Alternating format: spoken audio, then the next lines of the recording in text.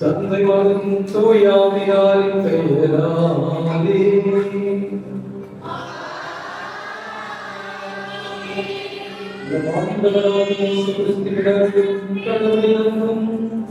தூயாவியாரின் நட்புறவும் உங்கள் அனைவரோடும் இருப்பதாக.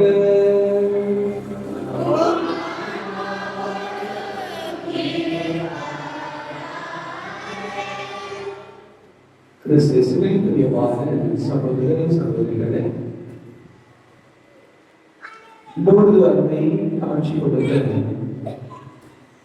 அந்த நாட்களை நாம் இன்றைக்கும் நினைவு கூர்ந்து அப்பொழுது பெற்றுக்கொண்ட அந்த அற்புதங்களையும் அதிசயங்களையும் இன்று வரையிலே உலகமெங்கும் பெற்றுக் கொண்டிருக்கிறார்கள். ஒவ்வொரு ஊரிலும் அல்லது பல்வேறு இடங்களிலே லோர்து அன்னை கண்டு சிறப்பாக ஒரு எதையோ அல்லது அனைத்து கட்டி அன்னையின் வழியாக நாம் சிந்திக்கின்ற பொழுது இறைவனுடைய இலக்கத்தை நாம் நிறைவாக பெற்றுக் கொள்கிறோம். எனவேதான் இன்றைக்கு அன்னையின் இலக்கம் என்கின்ற அந்த தலைப்பின் கீழ் நாம் இன்றைக்கு இறைவார்த்தைகளுடைய இறைவு சிந்திக்கிறோம். சிறப்பாக ஒவ்வொருவருக்காகவும் இந்த திருப்பலியிலே கொண்டாடுகிறோம். இந்த நவநாளை சிறப்பிக்கின்ற புனித சூசையப்பர் அணிவித்திருக்கக்கூடிய அனைவரையும் இறைவன் நிறைவாக ஆசீர்வதிக்க வேண்டுகிறோம், சிறப்பாக வழிநடத்த வேண்டுகிறோம். இந்த தெய்வீக திருப்பலியிலே இணைந்து ஜெபிப்போம். இந்த தூய நற்பொருளின்படியே நாம் சிறப்பாக கொண்டாட தடையாக இருக்கின்ற நம்முடைய பாவங்களை ஏற்றுக்கொண்டு எல்லா இறைவனிடத்திலே மனமருந்தி மன்னிக்கிறேன் மன்றாடுகிறோம்.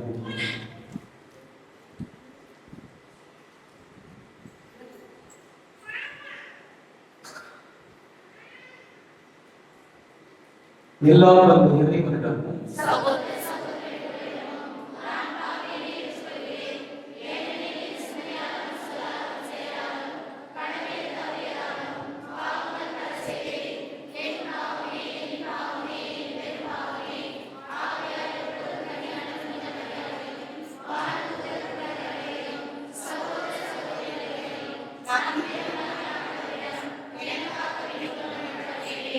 எல்லாம் நம்மை இறக்கம் வைத்து நம் பாவங்கள் அனைத்தையும் மன்னித்து நம்மை நிலைப்பாட்டுக்கு அழைத்து செல்வாராக.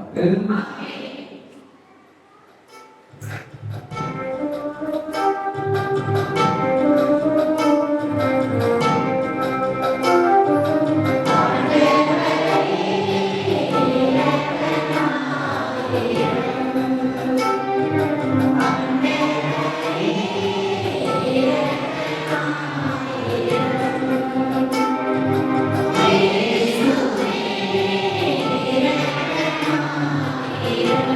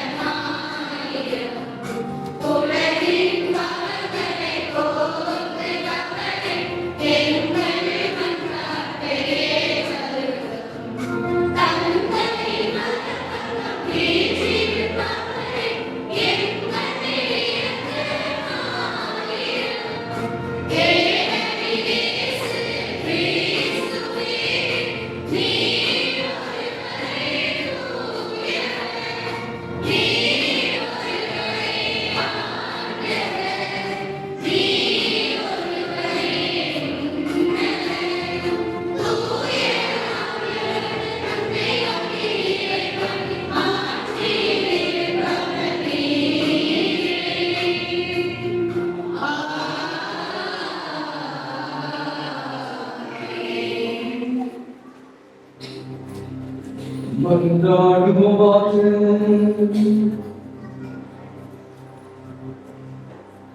எல்லாம் வல்ல இறைவா, உம் அடியார்களின் குற்றங்களை மன்னித்தருளும் உம்மை வேண்டுகின்றோம்.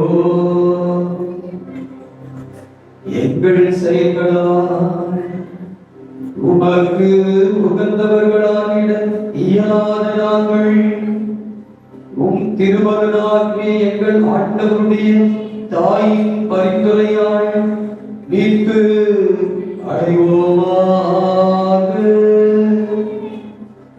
உம்மோடு தூய ஆவியாரின் ஒன்றிற்கு இறைவனாய் என்றென்றும் வாழ்ந்து ஆட்சி செய்கின்ற அவர் வழியாக உம்மை மன்றாடுகின்றோம்.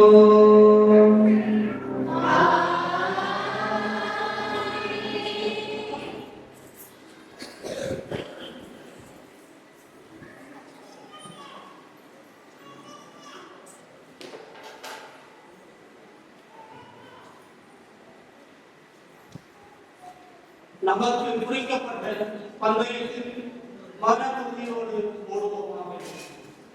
எவ்விதற்கு எழுதப்பட்ட திருமுகத்திலிருந்து வாசகங்களை இயல் 12 இறை வார்த்தைகள் 1-4.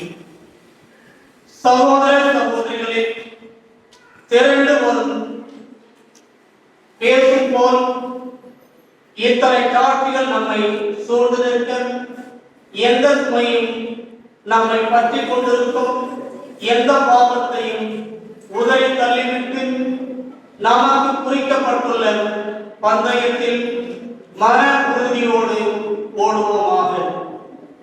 நம்பிக்கையை தொடங்கி வழிநடத்துபவரும் அதை நிறைவு செய்பவரான கிறிஸ்துவின் மீது கண்களை பதிய வைப்போம். அவர்தான் அடைய இருந்த வாழ்க்கையின் பொருட்டு இழிவையும் பொருட்படுத்தாமல் சிலுவையை ஏற்றுக்கொண்டார். இப்போது கடவுள் அரியணையின் வலப்பக்கத்தில் வீற்றிருக்கின்றார்.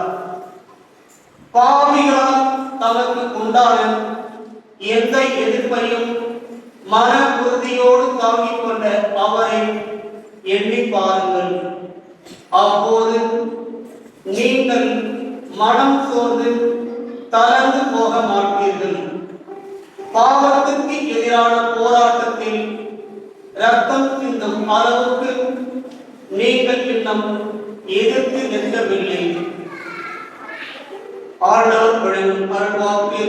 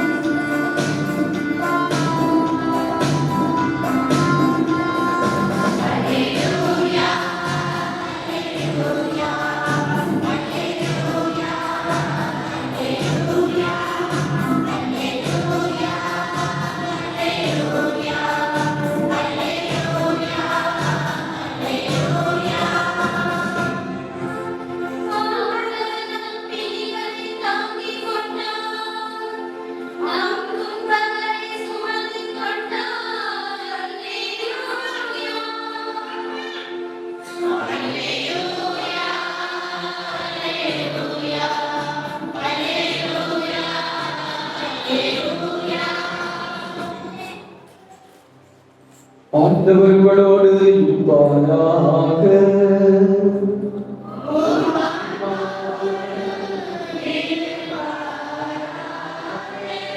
மார்க்கு எழுதிய தூய நற்செய்தியிலிருந்து வாசகம்.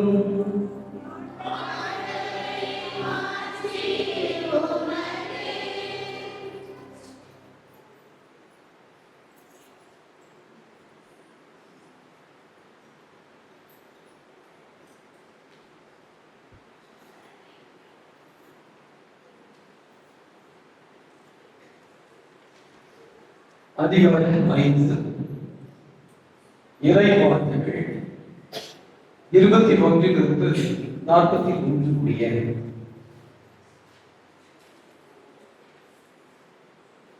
இயேசு படகில் ஏறி கடலை கடந்து மீண்டும் மறுகரையை அடைந்ததும் பெரும் திரளான மக்கள் அவரிடம் வந்து கூடினர்.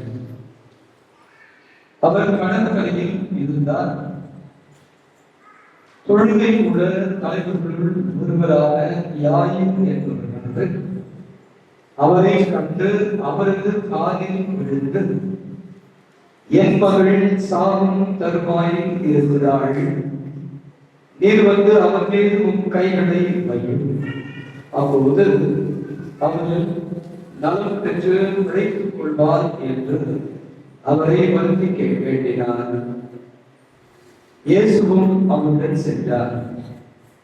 பெரும் திரளான மக்கள் அவரை நெருங்கிக் கொண்டே பின்தொடர்ந்தனர்.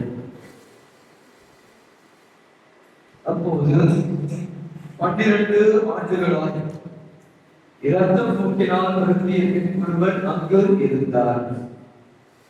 அவர் மருத்துவர் பலரிடம் தமக்கு உள்ளதெல்லாம் செலவழித்து ஒரு பயனும் அடையாமல் மிகவும் துன்பப்பட்டவர். அவர் நிலைமை வரவர மிகவும் கேடற்றது. அவர் இயேசுவை பற்றி கேள்விப்பட்டு மக்கள் கூட்டத்திற்கு இடையில் அவருக்கு பின்னால் வந்து அவரது பேருடையை தொட்டார். ஏனெனில் நான் அவருடைய ஆடையை தொட்டாலே நலம் பெறுவேன் என்று அப்பெண் எண்ணிக்கொண்டார். தொட்டவுடனே அவருடைய இரத்தப்போக்கு நின்று போயிற்று. அவரும் தம் நோய் நீக்கி நலம் பெற்றதை தம் உடலில் உணர்ந்தார். உடலை இயேசு தம்மிடமிருந்து வல்லமை வெளியேறியதை தம்முள் உணர்ந்து மக்கள் கூட்டத்தை திரும்பி பார்த்து, என் மேலுடையை கொண்டவர் யார் என்று கேட்டார். அதற்கு அவருடைய சீடர்கள் அவரிடம், இம்மக்கள் கூட்டம் உம்மை சூழ்ந்து நெருங்குவதை கண்டும் என்னை தொட்டவர் யார் இருக்கிறது என்றார்கள். ஆனால் அவர் தம் மேலுடையை தொட்டவரை காணும்படி சுற்றிலும் திரும்பி பார்த்துக் கொண்டிருந்தார். அப்போது அப்பெண் தமக்கு நேர்ந்ததை அறிந்தவராய் அஞ்சி நடுங்கிக் கொண்டு அவரும் வந்து விழுந்து நிகழ்ந்தது அனைத்தையும் அவரிடம் சொன்னார். இயேசு அவரிடம், மகளே, உனது நம்பிக்கை உன்னை குணமாயிற்று, அமைதியுடன் போ, நீ நோய் நீங்கி நலமாய் இரு என்றார். அவர் தொடர்ந்து பேசிக் கொண்டிருந்த பொழுது தொழுகை கூட தலைவருடைய வீட்டிலிருந்து ஆட்கள் வந்து அவரிடம், உம்முடைய மகள் இறந்து விட்டால் போதகரை ஏன் இன்னும் தொந்தரவு செய்கிறேன் என்றார்கள். அவர்கள் சொன்னது இயேசுவின் காதில் விழுந்ததும் அவர் தொழுகை கூட தலைவரிடம், அஞ்சாதீர், நம்பிக்கையை மட்டும் விடாதீர் என்று கூறினார். அவர் பேதுரு, யாக்கோபு, யாக்கோபின் சகோதரரான யோவான் ஆகியோரை தவிர வேறு ஒருவரையும் தம்முடன் வரவிடவில்லை. அவர்கள் தொழுகை கூட தலைவரின் வீட்டிற்கு சென்றார்கள். அங்கே அமளியும் மக்கள் அழுது கோலமிட்டு புலம்புவதையும் இயேசு கண்டார். அவர் உள்ளே சென்று, ஏன் இந்த அமளி, ஏன் இந்த அழுகை, சிறுமி இறக்கவில்லை, உறங்குகிறார் என்றார். அவர்கள் அவரை பார்த்து நகைத்தார்கள். ஆனால் அவர் அனைவரையும் வெளியேற்றி சிறுமியின் தந்தையையும் தாயையும் தம்முடன் இருந்தவர்களையும் கூட்டிக் கொண்டு அச்சிறுமி இருந்த இடத்திற்கு சென்றார். சிறுமியின் கையை பிடித்து அவரிடம், களிப்பாரும் என்றார். அதற்கு சிறுமி, உனக்கு சொல்லுகிறேன், எழுந்திரு என்பது பொருள். உடனே அச்சிறுமி எழுந்து நடந்தார். அவர் 12 வயது ஆனவர். மக்கள் பெரிதும் மடைந்து போய் மெய் மருந்து விட்டார்கள். இதை யாருக்கும் தெரிவிக்க கூடாது என்று அவர் அவர்களுக்கு கண்டிப்பாக கட்டளையிட்டார். அவர்களுக்கு உணவு கொடுக்கவும் சொன்னார்.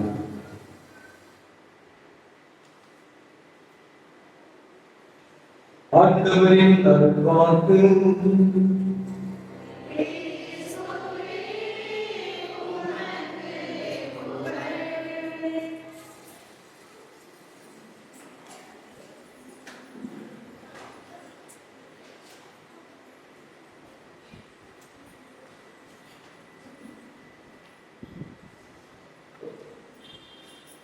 கிறிஸ்துவில் பிரியமான சகோதர சகோதரிகளே,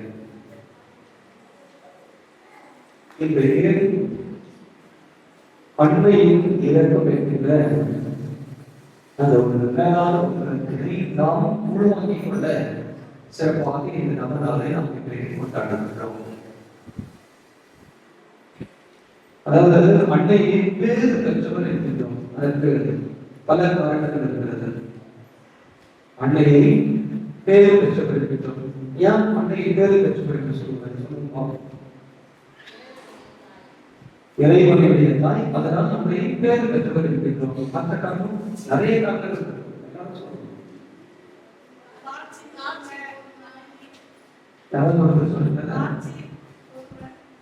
தாழ்ச்சி பொருள் இதெல்லாம் அன்னையிடத்தில் இருக்கிறதுனால் அன்னையை பேரு பெற்றவர் இருக்கின்றோம். வேற நீங்க சொல்ற பதில் எல்லாமே சரியாதான் இருக்கும். அது சொல்லிட்டாங்க.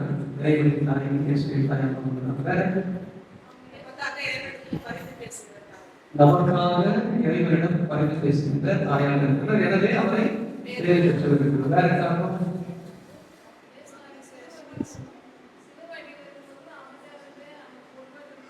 சிறுவை அடியில கூட அமைதியாக இருந்த அவளுக்கு பொறுமையா இருந்த அதனால இன்றைய தலைப்பின் அடிப்படையில் பார்க்கின்ற பொழுது மத்தேயு எழுதிய செய்தி 5வது அதிகாரம் 7வது இறைவார்த்தை. மத்தேயு 5வது அதிகாரம் அப்படின்னு சொன்ன உடனே நமக்குள்ள என்ன ஞாபகம் வரும்? மத்தேயு 5வது அதிகாரம் சொன்ன உடனே நமக்குள்ள என்ன ஞாபகம் வரும்? பைபிள் நம்ம படிக்கிறதுல மலைப்பொழிவு, இயேசுவுடைய மலைப்பொழிவு, அந்த 8 பேர்களும் உடனடியாக ஞாபகம் வரும். ஏழை உள்ளத்தோர் ஏழைத்தோர் ஏழையின் விதரிசம் எப்பவுமே பார்க்குது. எத்தனையோ அதுல மத்தேயு செய்து 5வது அதிகாரத்துல 7வது இறை வார்த்தை பார்க்கின்ற போது இரக்கமுடையோர் பேறு பெற்றோர் ஏனெனில் அவர்கள் இரக்கம் பெறுவர். இரக்கமுடையோர் பேறு பெற்றோர் ஏனெனில் அவர்கள் இரக்கம் பெறுவர். இந்த வார்த்தை அப்படியே அன்னை மரியாதைக்கு இன்றைய தலைப்புக்கு நிச்சயமாக சொல்லுங்கள். அன்னையின் இரக்கம். எனவே அன்னையிடத்திலே இரக்கம் என்கின்ற அந்த ஒரு புண்ணியம் இருந்ததனால அவர்கள் பேறு பெற்றவர்கள் என்று நாம் அழைக்கிறோம். அன்னை அந்த அளவுக்கு ஒரு இரக்கத்து குணத்தை தனது உள்ளத்திலே வைத்துக் கொண்டிருக்கிறார். எனவேதான் அவர் இரக்கத்தையும் தெளிவாக இறைவனிடத்திலிருந்து நாம் எல்லாருமே இறைவனுடைய இரக்கத்தை பெற்றுக்கொள்ள தகுதி உள்ளவர்களாக நாம் நம்மை மாற்றிக் கொள்ள வேண்டும். ஒரு உண்மை நிகழ்வை நாம் கொடுக்கிறோம். உண்மை நிகழ்வு நான் எப்பவுமே சனிக்கிழமை இல்லாமல் தான் இந்த சனிக்கிழமை புதுமையிலிருந்து ஒரு உண்மை நிகழ்வை உங்களோட அதன் அடிப்படையில இந்த நபர்கள் கொண்டிருப்பாங்க. அது 1வது நபர். முதல் புதுமை இத்தாலிய இத்தாலியில ஒரு மிகப்பெரிய ஒரு பிரபு குடும்பம், 2 குடும்பங்கள் இருக்கிறது. தாய்மொழியில இருக்கிறோம். அப்புறம் என்ன பண்ணுவாங்க? நிலத்தை அபகரித்துக் கொள்வதுதான் அவருடைய ஒரு முக்கியமான ஒரு அவனுடைய நோக்கமாக இருக்கும். அவங்களுடைய நிலத்தை நம்ம வாங்கிட்டோம்னா அவங்க எல்லாம் நமக்கு அடிமையா இருப்பாங்க, நம்ம சொல்றது கேட்பாங்க. அப்புறம் 2 பேர் இருந்தாங்க. ஒரு பக்கத்துல இன்னொருத்தர் நிலத்தை பார்த்துக்கொண்டு இன்னொருத்தர் இவங்க 2 பேரும் வருஷம் முழுவதும் சண்டை நடந்துட்டே இருக்கும். வருஷம் முழுவதும் சண்டை நடந்து கொண்டே சண்டை நடந்துட்டே இருக்கு. இதுல ஒருத்தர் ஒரு முறை என்ன பண்ணாரு, இன்னொருவரை தோற்கடித்து அவரை சாகடித்திருக்கிறார். அப்படின்னா சாவடிச்ச உடனே அவங்களுக்கு ஒரு மனைவி, ஒரே ஒரு மகன். அவங்க விதவியானாங்க. அவங்களுக்கு உண்டான எல்லா நாளும் யார் வந்து சேர்ந்தது? யாரு ஜெயித்தாலும் அவரிடத்துல சேர்ந்தது. அந்த சின்ன பையனை தாய் இல்லாத தந்தை இல்லாமல் ஒரு அனாதை குழந்தையாக, ஆனால் தாயை இருக்கிற பாசமாக அழைக்கப்பட்டிருக்கிறார். தந்தை ஏன்னா சண்டையில சேர்த்து போயிடுறாங்க, சாவடிச்சாங்க. நிலத்தை அபகரிக்கிறதுக்காக அவரை சாவடிக்கிறாங்க. இந்த தாய் என்ன பண்றாங்க? அந்த மகனை பாசமாக வளர்த்து கொண்டிருக்கிறார். அவங்க என்ன பண்றாங்க? நல்லா வளர்ந்து ஒரு இளைஞனாக வருகின்ற அளவுக்கு ஒரு இளைஞனாக அந்த மகன் வந்த உடனே அவங்களுக்கு சின்ன வயசுல பார்த்த அந்த கோபம் இருக்கு பாத்தீங்களா? சின்ன வயசுல என்னுடைய தாய் இன்றைக்கு விருதியாக இருக்கிறாங்க, காரணம் அவன் தான். ஏனென்றால் என்னுடைய தந்தையை சார்ந்தெடுத்து ஒரு பயங்கரமான ஒரு வெறுப்பு அவனுக்குள் இருக்கு. ஆனால் அந்த தாய்க்கு அவன் மீது எந்த வெறுப்பும் கிடையாது, மாறாக அன்னை மீது அளவு கடந்த பாசமும் பக்தியும் அன்னை எடுத்து சொல்லிதான் நமக்கு எல்லாம் கிடைக்கிற அசைக்க முடியாத ஒரு நம்பிக்கை அந்த தாய்க்கு இருக்கு.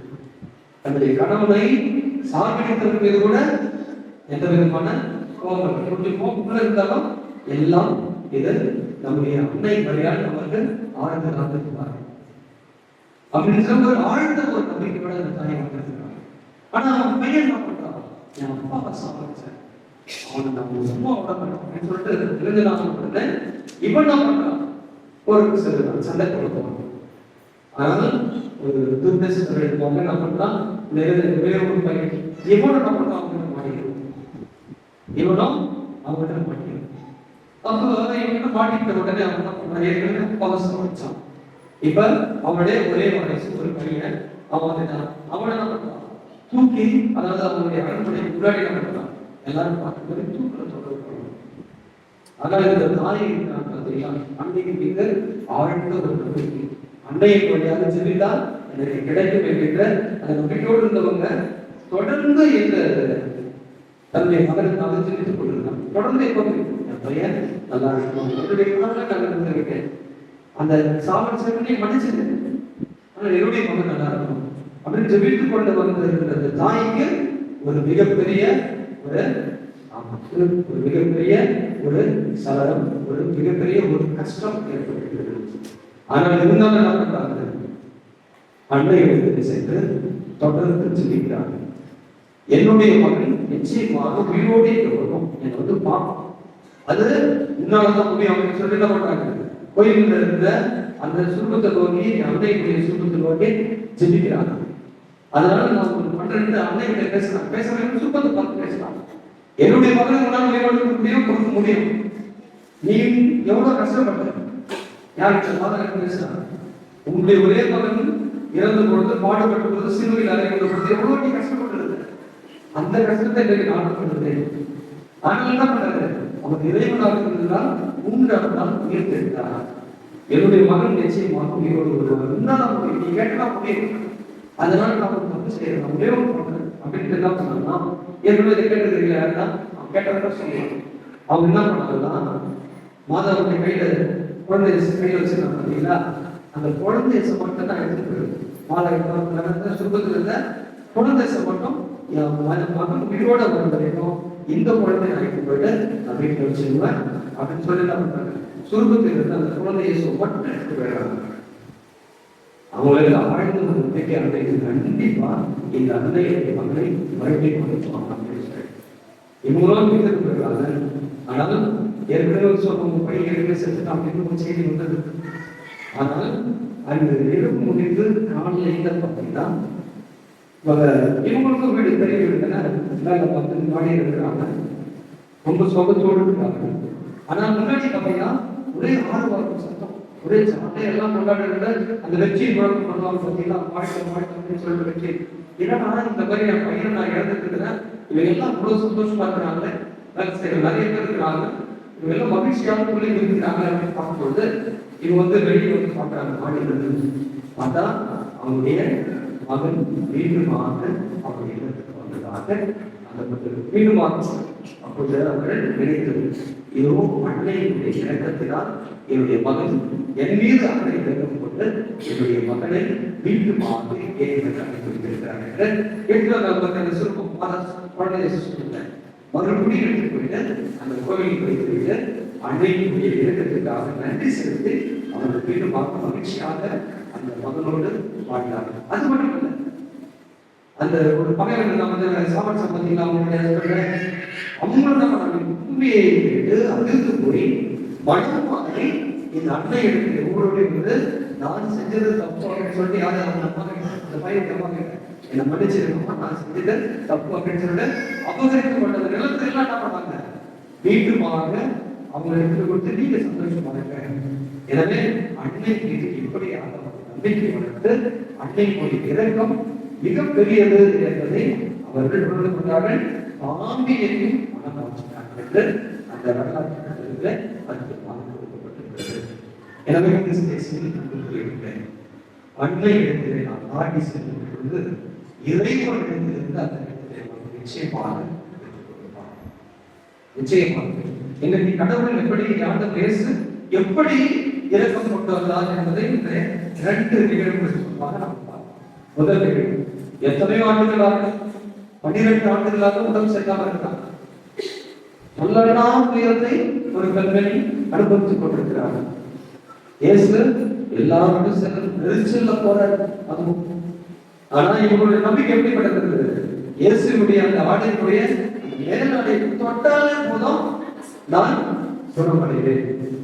வேற ஒண்ணு கிடையாது, சும்மா என்ன அவருடைய மேலாடை தொட்டா போதும் நான் நிச்சயமாக குணமடைகின்ற அசைக்க முடியாத ஒரு நம்பிக்கை இந்த தாயிடத்திலே இருக்கிறது.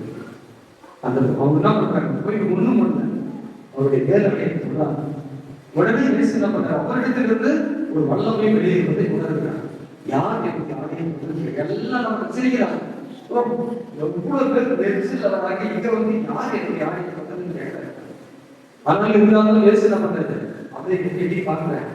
ஆனால் அந்த பெண்ணை பார்க்கிறார், அவரிடத்திலிருந்து ஒரு இணக்கமான ஒரு வார்த்தையை பார்க்கிறார்.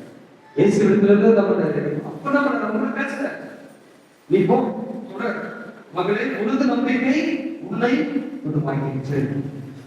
மகளே, உனது நம்பிக்கை உன்னை குணமாக்கிற்று. அமைதியுடன் போ, மனசஞ்சலம்லாம் அமைதியுடன் போ, நீ நோய் நீங்கி நலமாய் இரு. நோய் நீங்கி நலமாய் இருக்கிறதை சொல்ல. அதே போல என்ன பண்ணாங்க, இன்னொரு புதுமை வருகிறது. அதாவது அவனுடைய சிறுமி இறந்து அப்போ இயேசு கிட்ட கேட்கும்பொழுது அவன் என்ன பண்ணாரு, அந்த இறந்த முறை வீட்டுமாக இதெல்லாம் இறவுடைய அடிப்படையில் கடவுள் மக்கள் மீது இறக்கம் இருக்கிறார். நாமும் அதே இறக்கத்தை இதற்கு ஒரு சிறந்த பாதையானா அன்னை கஷ்டமான ஒரு சூழ்நிலை எல்லாரும் நினைக்கிறாங்க. உடனே என்ன பண்ணாங்க, இந்த குடும்பத்துக்கு ஒரு மிகப்பெரிய ஒரு இழுக்கு உண்டாகிடுச்சு. அதனால அவர்கள் மீது இறக்கப்பட்டு ஒன்றும் என்ன பண்றாங்க, இயேசு பார்க்கறாங்க. அவர் உடனே சொல்றாரு, அம்மா உங்க இலக்க நேரம் உடனே அது அடுத்து அவர் உங்களுக்கு சொல்வதை எல்லாம் செய்யுங்கள். அவர் உங்களுக்கு சொல்வதை எல்லாம் செய்யுங்கள். இது எதனுடைய அடிப்படையில் தான் உள்ளிருந்த அந்த இறக்கத்தின் அடிப்படையில இந்த முதல் புதுமை நடைபெறும். இன்று வரையில அன்னையை நாடி வருகிற ஒவ்வொருவரையும் அன்னை இறக்கம் கொண்டு அந்த இறக்கத்தின் அடிப்படையில் இறைவனிடத்திலிருந்து நிச்சயமாக அனைத்து விதமான நல்லதையும் பெற்றுக் கொடுக்கிறார். மத்திய செய்தியில இன்னொரு 18ஆம் அதிகாரத்துல 33ஆவது இறை வசனம் இவ்வாறு சொல்கிறது, நான் உனக்கு இரக்கம் காட்டியது போல, நான் உனக்கு இரக்கம் காட்டியது போல நீயும் உன் உடல் பணியாளருக்கு இரக்கம் காட்டியிருக்க வேண்டும் அல்லவா. இது எது நம்முடைய புத்தி. கடவுள் எவ்வளவோ இரக்கத்தை நமக்கு அழைக்கின்றார். இதனுடைய பூமியுடைய பின்னாடி பார்க்கும்போது நிறைய கடவுள் இருக்கும். ஆனா அந்த நிலக்கிழாங்க சரி பரவாயில்ல, உன்னுடைய மனைவியோடும் பிள்ளையோடும் சந்தோஷமா இருக்கும், உன்னுடைய கடனை நாளாமே விட்டுறது. அந்த மண்ணி கற்றவன் வெளியே போகும்போது சும்மா கொஞ்சம் கடவாகும். அவன் என்ன பண்ணான், வயிற்று நெரிச்சு கடனை கூடா அப்படின்னு அவன் அவ்வளவு அப்ப இரக்கத்தை பெற்றுக்கொண்டு இரக்கத்தை காண்பிக்காத ஒரு நிலை. இதுதான் யாருடைய நம்பிக்கை. நாம் இப்படிப்பட்டவர்களாக ஒன்பொழுதும் இறைவனிடத்தில் இரக்கத்தை பெற்று அன்னையிலிருந்து நம்முடைய பரிமுறை மூலமாக இரக்கத்தை பெற்று வாழ்ந்து நாமும் இரக்கம் உள்ளவர்களாக வாழ்கின்ற பொழுது அன்னையை போல பேரு பெற்றவர்களாகும். அதனால்தான் இரக்கம் பேரு பெற்றோர், ஏனெனில் அவர்கள் இரக்கம் பெறுவர். நாமெல்லாம் இரக்கம் உள்ளவர்களாக இருந்தோம்னால் அந்த இரக்கத்தை பெற்றோம். இல்லைன்னா கிடையாது. இல்லைன்னா நம்ம இரக்கம் பெறவே மாட்டோம். ஒரு அநீதியை நோக்கிதான் சென்று கொள்கிறோம். இரக்கத்தை பற்றி எப்படி இந்த நச்செய்தி மத்திய 23 குறிப்பிடுவது கூட அப்படிப்பட்டவர்களாக தான் இறுதியாக நிலையோடு இறைவாங்க. அதாவது அதே மத்திய 23வது இறைவாங்க. வெளிவேளை மறைப்புகள் அறிந்ததே பரிசீலே ஐயோ வெளிவேளாத மறைநூல் மனுஷரே பரிசெய்து ஐயோ உங்களுக்கு கேடு. நீங்கள் புதினா சோம்பு சேலம் ஆகியவற்றில் 10 பங்கை படைக்கிறீர்கள். இது படி நம்மகிட்ட 10 ரூபாய் தான் ₹1 நாளைக்கு கொடுக்கணும். இது ஒரு சிலர் செய்வாங்க. இப்ப நான் அந்த காலம் மாறி 10,000 ரூபாய் அதுல ஒரு அதில் 100 ஒன்று கிடையாது, 10 100 ரூபாய்னா ₹1 இல்லை, 100 ரூபாய்னா ₹10. புரியுதா? அப்படின்னா கணக்கு 10,000 ரூபாய் எப்படி அந்த மாதிரி அது ஒரு பங்கு நீங்க என்ன பண்றீங்க. ஆனால் அது கற்றுதான் முடியும். ஆனால் திருச்சட்டத்தின் முக்கிய போதனைகள் ஆகிய திருச்சட்டம் திருச்சட்டம் என்ன முக்கிய போதனை அப்படின்னு சொன்னா நீதி இரக்கம் நம்பிக்கை.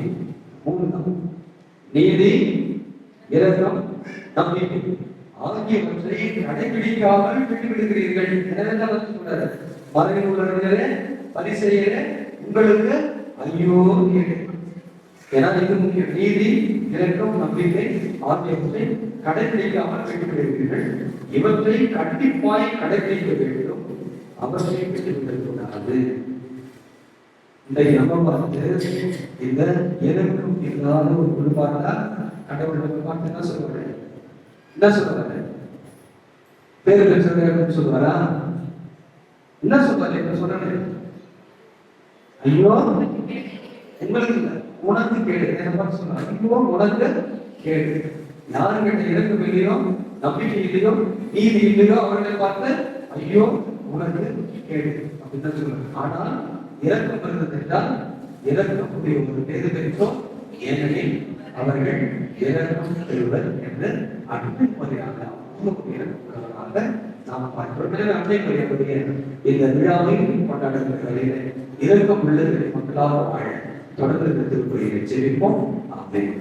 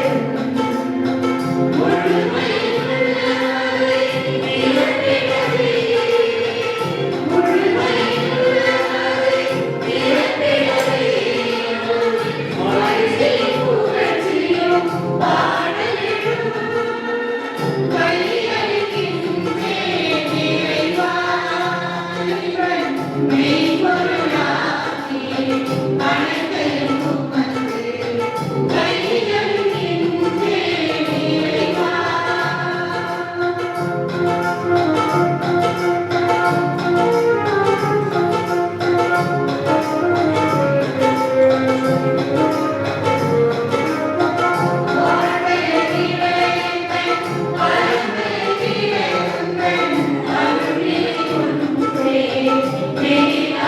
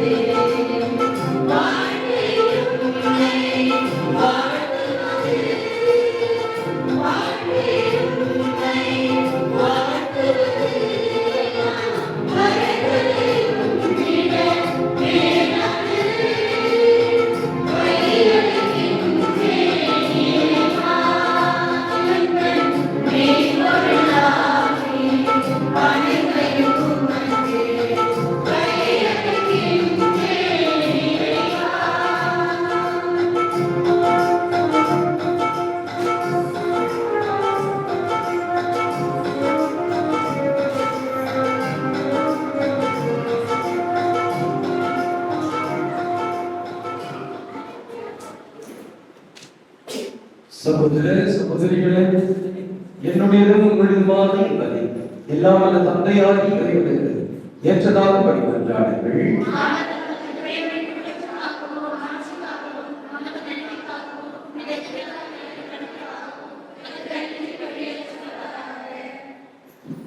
எல்லாம் வல்ல இறைவா, நாங்கள் உமக்கு அளிக்கும் காணிக்கைகளை ஏற்றருளும். தூயாவியாரின் ஒளியால் ஒளிக்கப்பட்ட எங்கள் இதயங்கள் புனித கன்னிமரியாவை எடுத்துக்காட்டால் உம்முடையவற்றை என்றும் ஆவலாய் தேடவும் பாதுகாக்கவும் அருள்வீராக.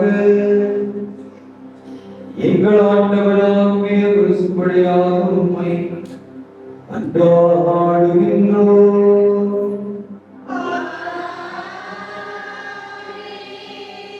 ஆண்டவர் உங்களோடு இருப்பாராக.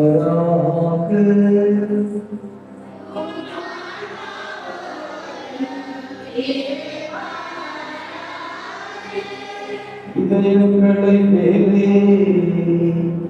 எழுப்புங்கள்.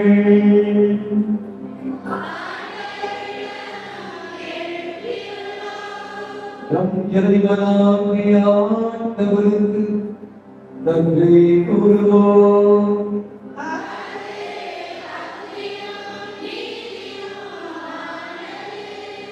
ஆண்டவரே, தூயவரான தந்தையே, என்றும் உள்ள எல்லாம் வல்ல இறைவா,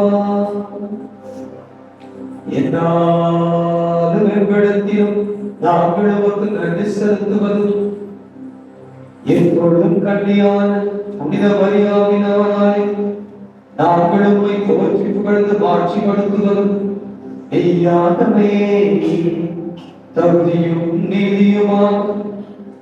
எங்கள் கடமையும் மீட்புக்கு உரிய செயலுமாகும். தூயாவினால் அந்த அன்னை உம்முடைய ஒரே திருமகனை கருதாங்கி தமது கண்ணிமை மாட்சியில் நிலைத்திருந்து நிலையான வழியாகி எங்கள் ஆண்டவர் இயேசு கிறிஸ்துவை உலகுக்கு அளித்தார். அவர் வழியாகவே உமது மாண்பை ஆடுத்துவதற்கு வழிந்தனர். தம்மை தாங்குவோர் உம்மை வழிபடுகின்றனர். அதிகாரம் செலுத்துவோர் உத்திரமும் நடுங்குகின்றனர். வானங்களும் அவற்றுள்ள ஆற்றல்களும் சேராவிகளும் ஒன்று கூடி அக்களித்து கொண்டாடுகின்றன. அவர்களோடு எங்கள் குரலையும் சேர்த்துக் கொள்ளுமாறு நாங்கள் உம்மை தாழ்மையுடன் இறைஞ்சி புகழ்ந்து முடிவின்றி பாடுவதாவது.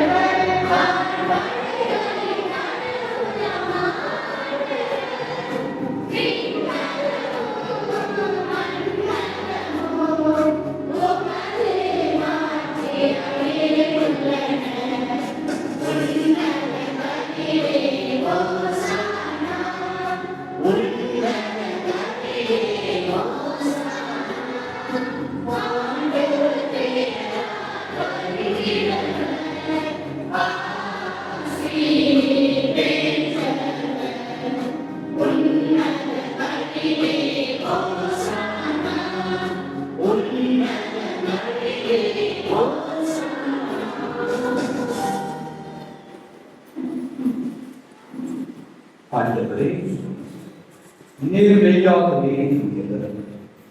தூய்மை அனைத்துக்கும் போன்று ஆகவே உம்முடைய ஆவியை கொண்டு இக்காணிக்கைகளை தூய்மைப்படுத்த உண்மை வேண்டுகிறோம். இவ்வாறு எங்களாக இயேசு கிறிஸ்துவின் உடலும் இரத்தமுமாக எங்களுக்கு இவை ஆளுநராக அவர் பாடுபடவுடன் கழிந்து தம்மை கையளித்த போது அப்பத்தை எடுத்து நன்றி செலுத்தி அதை விட்டு தம் சீடர்களுக்கு அளித்து கூறியதாவது, அனைவரும் இதிலிருந்து பெற்று உண்ணுங்கள், ஏனெனில் இது உங்களுக்காக கையளிக்கப்படும் என்னோட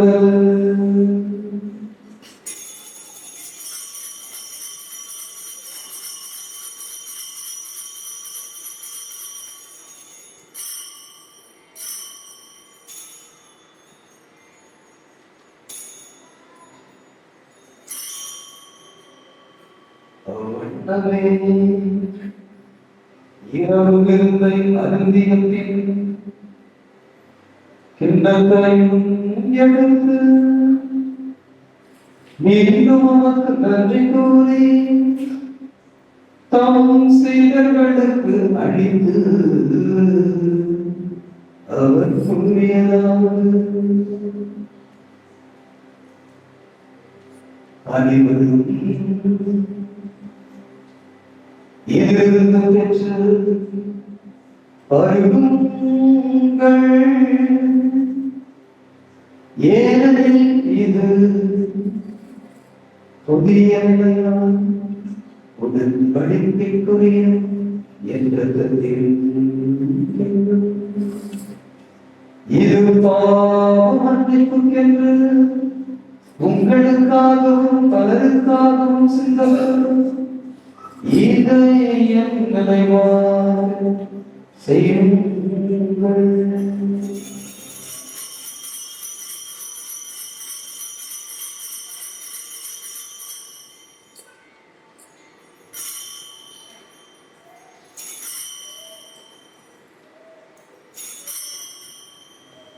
நம்பிக்கை வரையுங்கள்.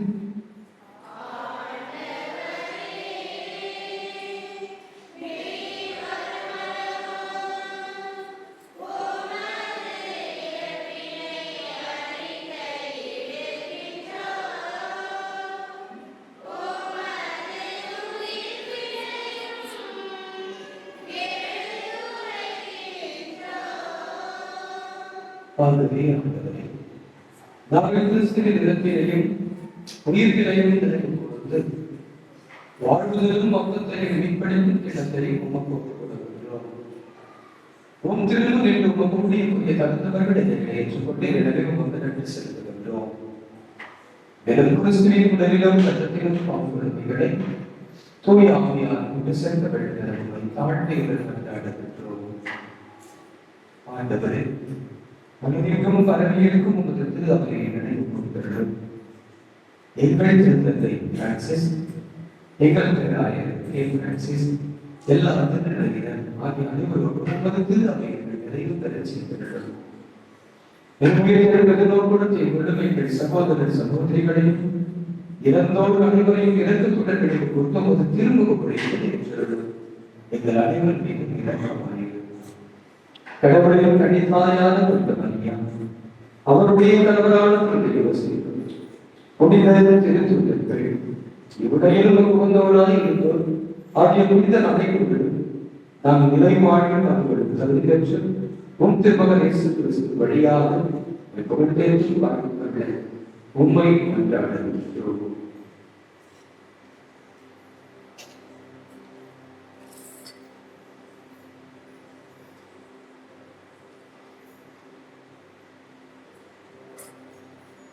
இவர் வழியாக இவரோடு இவரே எல்லாம் வல்ல இறைவனாகிய தந்தையே, தூய ஆவியாரின் எல்லா புகழும் ஆட்சியும் என்றென்றும் உமக்கு உரியதே.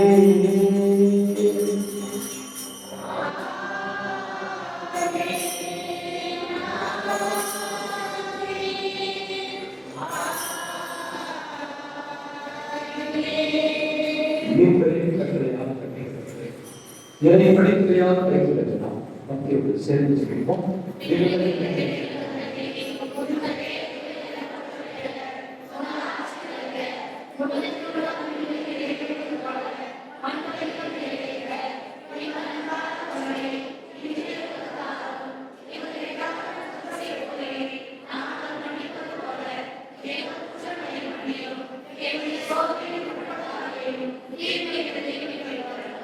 ஆண்டவரே தீயவர்களை திரும்ப வைக்கிறீர்கள். எங்கள் வாழ்நாளில் அமைதியை கனிவோடு சந்திக்கிறோம். உமது இரக்கத்தின் உதவியால் அந்த பாவத்திலிருந்து இப்போது விடுதலை பெற்று யாவரும் என்று நலமாய் இருப்போமாக. நாங்கள் எதிர்நோக்கில் பேரிட்டாகும் எதிர்ப்பதாகவும் இயேசு வருகைக்காகவும் காத்திருக்கின்றோம். ஆண்டவரே இயேசு கிறிஸ்துவே, அமைதியையும் உங்களுக்கு வழி சென்றேன். என் அமைதியையும் உங்களுக்கு அடைகின்றேன் என்று என் திருத்துதல்களுக்கு கொடுத்தீர்கள். எங்கள் பாவங்களை பாராமல் உமது திருமையை நம்பிக்கையை கண்ணோக்கி உமது திருமணத்துக்கு ஏற்ற அதற்கு அமைதியையும் ஒற்றுமையையும் அளிக்கப்பட்டீராக. எப்பேற்ற வாழ்ந்த ஆட்சி செய்கின்றவர் நீரே. வாழ்ந்தவருடைய அமைதி அனைவரோடு ஒருவருக்கொருவர் கிறிஸ்துவின் அமைதியையும் அன்பையும் பகிர்ந்து கொள்கிறோம்.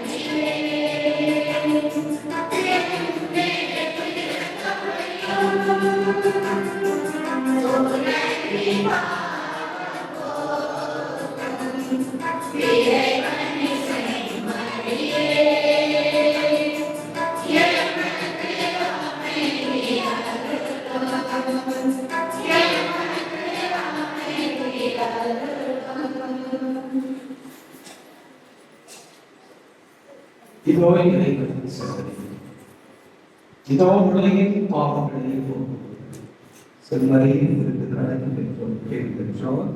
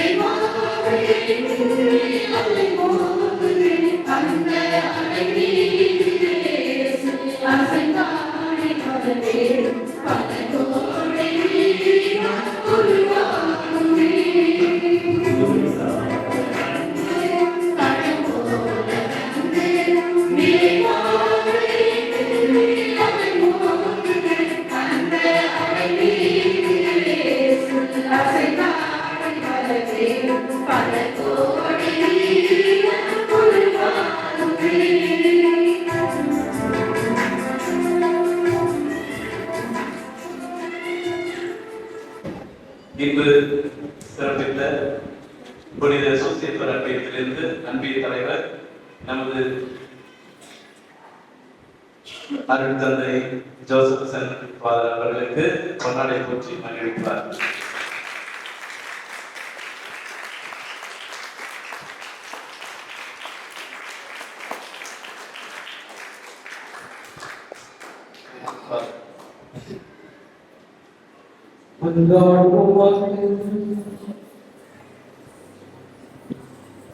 ஆண்டவரே,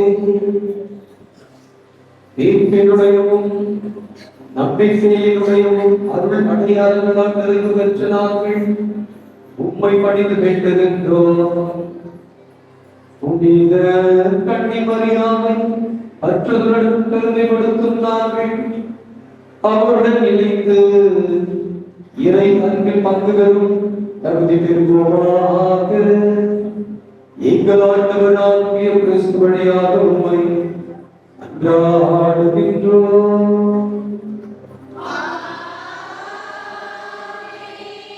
ஆண்டவர் உங்களோடு இருப்பாராக.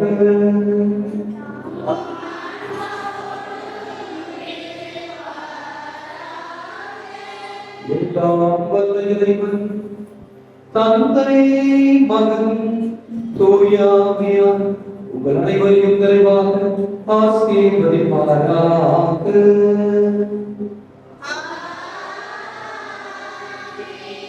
சென்று வாருங்கள், இருப்பலே நிறைவுற்றது.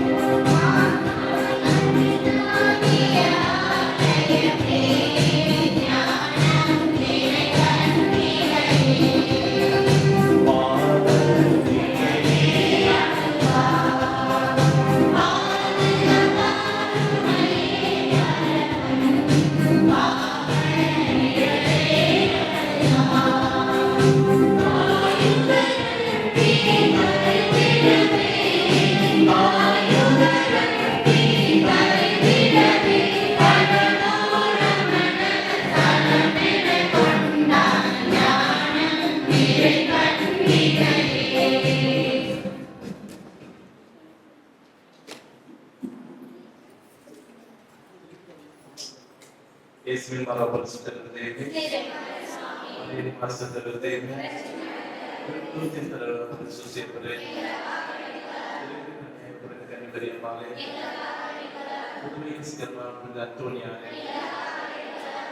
பாதுகாப்பு மாதாவே பேரை தாங்கிக் கொண்டிருக்கின்ற அனைத்து புனிதர்களை புனிதர்களே தந்தை மகன் தூய ஆவியாரின் பெயராலே